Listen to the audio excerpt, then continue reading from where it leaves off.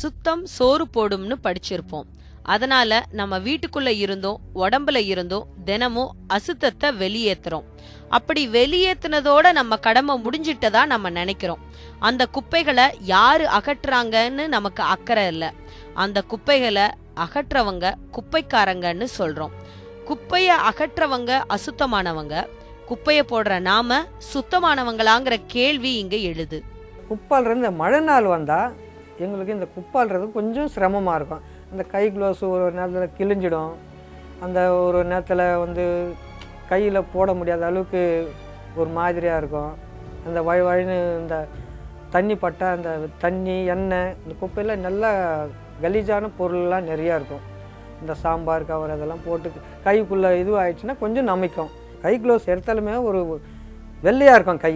அந்த இதுக்கு அந்த கெமிக்கல் அந்த குப்பால்றதுக்கு அந்த மழை நாள் எங்களுக்கு ரொம்ப ரொம்ப இன்னும் கொஞ்சம் சிரமமாக இருக்கும். நிறைய குப்பை கொஞ்சம் நல்ல அசுத்தமான குப்பை நிறைய நாரிக்கிட்டு இருக்கும். அந்த மாதிரிலாம் நிறைய செய்கிறோம். அப்புறம் அந்த குப்பையை எடுத்துகிட்டு அந்த பாக்ஸாண்டை போடும்போது சில பேர் என்ன பண்ணுறாங்க, நல்லா படித்த மக்கள் கூட வண்டியில் டூ வீலரில் போய்கிட்டு தூக்கி அப்படி விசிறு போடுவாங்க. ஆனால் அந்த பின்னாடி தான் கொஞ்சம் குப்பை எடுத்துகிட்டு இருப்பேன். அது நேரம் என் மேலே தான் உய்யும். நம்முடைய அசுத்தங்களை சுத்தம் செய்யற இந்த மக்களுக்கு முறையான வேலை நேரங்கிறது இல்ல. ஒரு குறிப்பிட்ட வேலை நாள்ல சொந்த வாழ்க்கைக்கு நேரம் ஒதுக்க முடியாம மெஷின் போலதான் இவங்க பயன்படுத்தப்படுறாங்க. இதனால இவங்க குழந்தைங்களும் கடுமையா பாதிக்கப்படுறாங்க. அவங்க காலையிலே வேலைக்கு போடுறாங்க. அவங்க பசங்களை படிக்க வைக்கவே முடியாது. அவங்க ஸ்கூலுக்கு போகிறாங்களா, ஒழுங்காக எந்திரிச்சாங்களா, சாப்பிட்டாங்களா, குளிச்சாங்களா, ஸ்கூலுக்கு போனாங்களான்னு பார்க்குறதுக்கான வழி இல்லை. அவங்க தொழிலாளர்கள் வேலைக்கு போகிறாங்க. இந்த பசங்க எத்தனை மணிக்கு எந்திரிச்சான் எங்கே போனாங்கன்னு தெரியாது. அவன் ஸ்கூலுக்கு போக வைக்கணும். பசங்களை நீங்கள் ஸ்கூலுக்கு போக வைக்கணும். மற்ற குடும்பங்களில் பார்த்திங்கன்னா குழந்தைகளை காலையில் எழுப்பி ஸ்கூலுக்கு அனுப்பி அவனை ஸ்கூலுக்கு போய் விட்டுட்டு மதியம் சாப்பாடு கொடுக்க போய் கூட்டிகிட்டு அவனுக்கு சொல்லி கொடுத்து ஹோம்ஒர்க் பண்ண வச்சு திரும்ப அவனை பத்திரமா படிக்கிற ஹோம்ஒர்க் பண்ண வச்சு தூங்க வைக்கிற வரைக்குமான ஒரு முழு நாள் வேலையை பெற்றோர்கள் செய்ய முடியுது. ஆனால் துப்புரவு பணிகளை பொறுத்த வரைக்கும் அந்த மாதிரி இல்லை. இப்போ பார்த்திங்கன்னா பெற்றோர்கள் ரொம்ப ஒரு இழிவான வேலையை செய்ய நிர்பந்திக்கப்படுறாங்க சமூக காரணங்கள் அப்படின்னா கூட அவங்க பசங்களும் அந்த மாதிரி மாட்டிக்கிட்டு முழிக்கிறாங்க.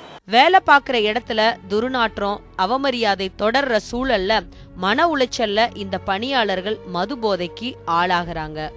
இது அவங்களோட குடும்பத்துல பெரிய அளவுல சிக்கலை உருவாக்குது. கணவன் மனைவி இடையே சண்டைகளை உருவாக்குது.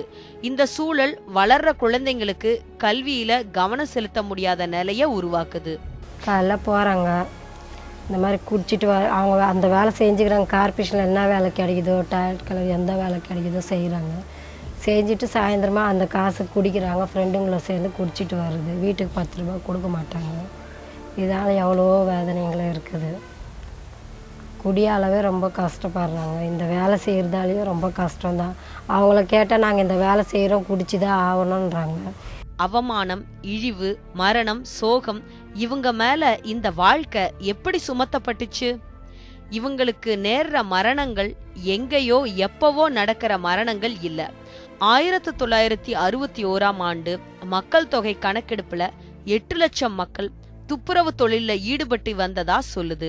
2015ஆம் ஆண்டு மக்கள் தொகை கணக்கெடுப்புல 1,80,657 குடும்பத்தினர் இந்த இழி தொழில ஈடுபடுறாங்கன்னு சொல்றாங்க.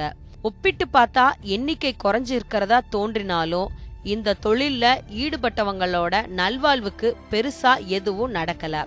கூடுதலா முன்னாடி இருந்த அரசு வேலைங்கிற பாதுகாப்பு தனியார் மயத்தோட பெயரால ஒழிக்கப்பட்டிருக்கு.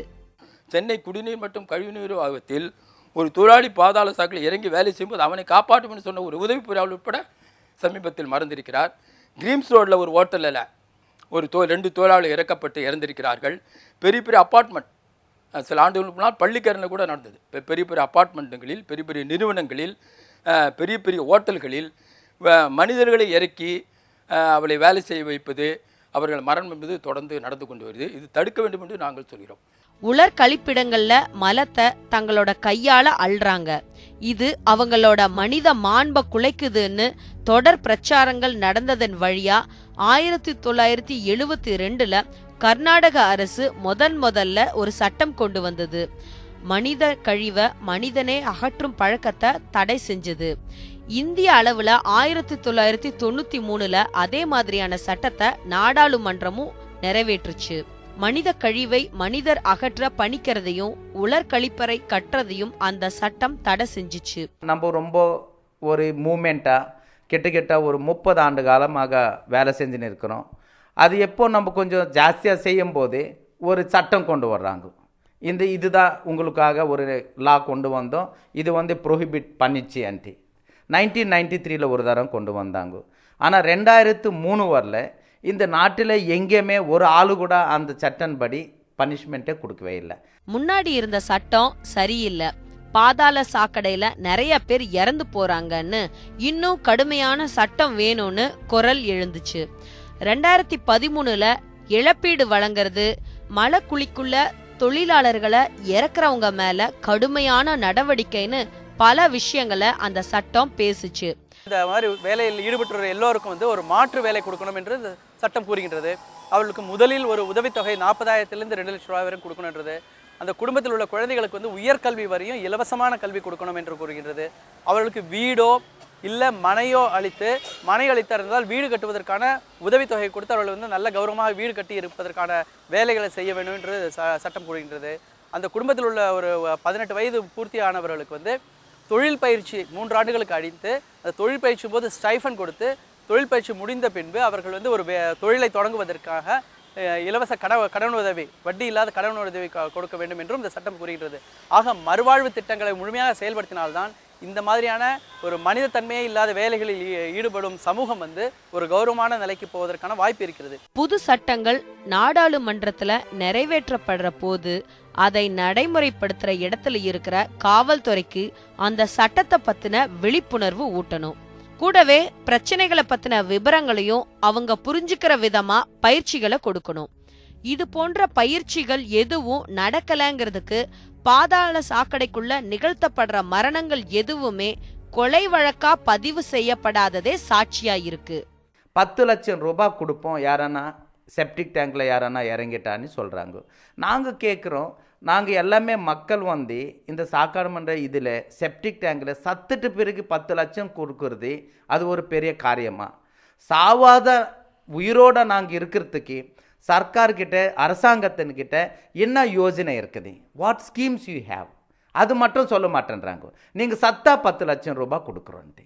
மரணங்கள் ஏதும் நிகழாம இருக்கிறதுக்கும் நோய் தொற்று ஏற்படாம இருக்கிறதுக்கும் மாநகராட்சி தரப்புல பல்வேறு பாதுகாப்பு உபகரணங்களை துப்புரவு தொழிலாளர்களுக்கு தர்றதா சொல்றாங்க.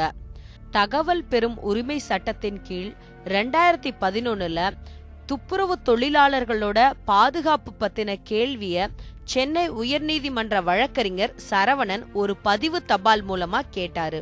மாநில செயலர் மற்றும் மாநகராட்சி ஆணையர் முதலானவங்க பதில் தபால்ல கையுறை, காலணி, பாதுகாப்பு பெல்ட், டார்ச், ஆக்சிஜன் சிலிண்டர், தலைவிளக்குன்னு 20க்கு மேற்பட்ட பொருட்களை வழங்குறதா சொல்லியிருக்காங்க. இத்தனை பாதுகாப்பு உபகரணங்களோட சாக்கடை குழிக்குள்ள இறங்குற ஒரு மனுஷனை நாம பார்த்திருக்கோமா? சாக்கடைக்குள்ளேயோ செப்டிக் டேங்குக்குள்ளேயோ மனுஷனை இறக்கிறத முற்றிலும் ஒழிக்கணும்னு உறுதி பூண்டது தமிழக அரசு. இதுக்கு 2015 மார்ச் 15ஆம் தேதிய இலக்கா தமிழக அரசு நிர்ணயிச்சது. ஆனாலும் மரணங்கள் இதுவரைக்கும் நின்ன பாடில்ல, தொடர்கதையா நடக்குது. இழப்பீடு கூட வழங்கப்படல.